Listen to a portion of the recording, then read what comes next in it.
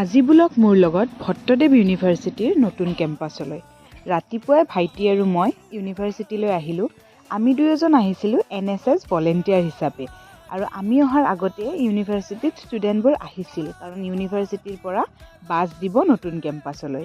ষ্টুডেণ্টবিলাকে বাছ ৰখি ইয়াত থিয় হৈ আছিল আৰু কিছু সময় ৰখাৰ পিছত বাছ আহিল। কিন্তু বাছত যোৱা ভিৰ চাওকচোন। যেনে তেনে কৰি আমি দুজনী বাৰু বহি ল'লোঁ, কিন্তু পিছ পৰি ৰৈ গ'ল ভাইটি। আৰু ইয়াৰ পৰাই আমাৰ যাত্ৰা আৰম্ভ হ'ল ভট্টদেৱ ইউনিভাৰ্চিটিৰ নতুন কেম্পাছ মেধিকুছিলৈ। অলপ সময় পিছত আমি নিউ কেম্পাছ যাই পালোঁ আৰু বাছে আমাক ইউনিভাৰ্চিটি কেম্পাছৰ অকণমান দূৰত নমাই দিলে। অলপ সময় খোজকাঢ়ি আমি গৈ পালোঁ ভট্টদেৱ ইউনিভাৰ্চিটিৰ নতুন কেম্পাছ।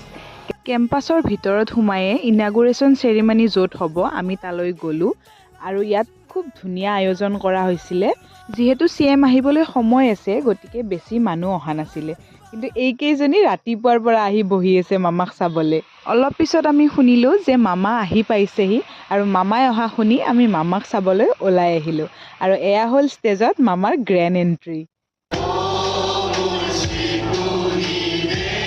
অসমৰ জাতীয় সংগীতটিৰে ভট্টদেৱ ইউনিভাৰ্চিটিৰ ইনাগুৰেশ্যন চেৰিমনি আৰম্ভ হ'ল আৰু এই চেৰিমনি কিছু সময় চলি থাকিল। আৰু শেষত ৰাষ্ট্ৰীয় সংগীতটি গাই এই চেৰিমনি শেষ কৰি মামাই বিদায় ল'লে। মামাই যোৱাৰ লগে লগে ভিৰ চাওকচোন। চেৰিমনি শেষ হোৱাৰ লগে লগে আমি আহিছোঁ মামাই যোৱা চাবলৈ আৰু এইয়া আমাৰ হিমন্ত মামা আমাৰ আগেৰে পাৰ হৈ গুচি গ'ল। আন্ধাৰ হৈ আহিছিলে আৰু মই মোৰ পেকেট লাঞ্চটো লৈ ভট্টদেৱ ইউনিভাৰ্চিটিৰ নতুন কেম্পাছখনক আজিৰ বাবে বিদায় দিলোঁ।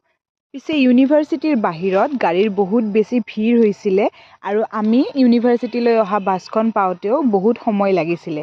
তথাপিও কেনেবাকৈ আমি ইউনিভাৰ্চিটিৰ বাছ পালোঁ আৰু ঘূৰি পাকি দিনটো কষ্ট কৰি আমি আহি পালোঁ আমাৰ ভট্টদেৱ ইউনিভাৰ্চিটিৰ ফাৰ্ষ্ট কেম্পাছ।